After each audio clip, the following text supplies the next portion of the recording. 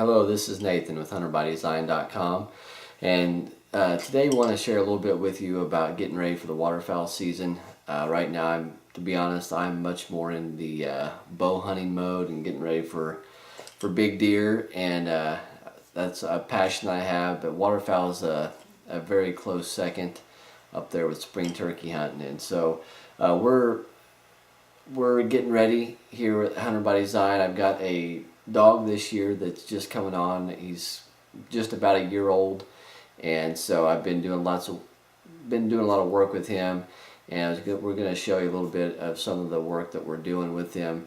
Just a few things to remember when you're working with the dog, and I'll be the first to admit that I'm by no means a dog training expert. I have had some good dogs, and waterfowl hunting's a blast, but if you can add a dog in that you've worked with and trained, it just makes it all the better. I love seeing a dog do what it was born to do, and they love it, and it just makes for a lot of fun hunting. But the two things I like to point out that I think is the most important things when it comes to training a dog, and the first one there is discipline. You have to start young with the dog. As soon as that dog's old enough to come home, you start asserting your dominance right off the bat. I've noticed this especially with males. They tend to be a little more hard-headed than females, so you want to get that in right up front.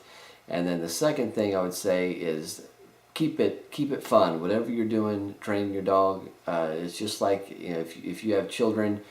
You can't expect your child to stay at doing one thing for a long period of time before they get bored with it, and they're not going to want to do it much longer. And so there's several days where I'll take Scout out, my dog, and we may do 4 to 5 retrieves, and I'll quit while he's still really excited. That way the next time we go out, he's pumped about it, and it's not an old hat. It's not something that he's getting tired of. And so there's tons of techniques out there, tons of great resources out there. Like I said, I'm not the best resource for dog training. I do fine on my own dog, but there's lots of great resources out there for that. One thing we do to get ready for season, and you'll see in the video here today, is we do introduce different things. You want to, of course, get them into water. That's pretty important when it comes to waterfowl hunting. That's something I've been doing for a long time. But then also introducing the shotgun. Start maybe 100 yards back, shoot while you're throwing a dummy into the water.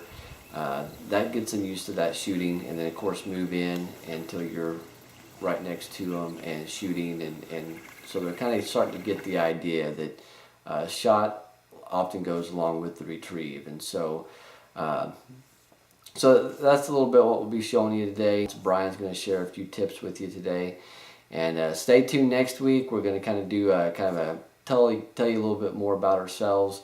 Of course, we'll have a hunt, but then also I'll share a little bit, show a little bit of footage of my kids getting ready for this deer season and just enjoying God's creation. So thanks for watching today. Enjoy the show. Good morning. Something that can be frustrating and pretty aggravating is when you get to the water hole when you're hunting and you go to pull out decoys and they're all tangled together, or the weights have come off the heads and everything. Before the season starts, just get your decoys ready. You may have to put new string on them or new weights.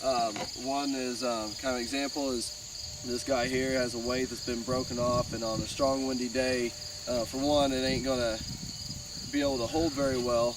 You're just going to be coming off in the bag and wrapped around other decoys or something, and take this off, put a different weight, and there's different decoy string systems out there that you can use, but find whatever that works for you, and get together. It can be fun with your buddies, and restring decoys. If you have to do some touch-up paint on them, do that as well. So that's just a few things that we're going to share with you today.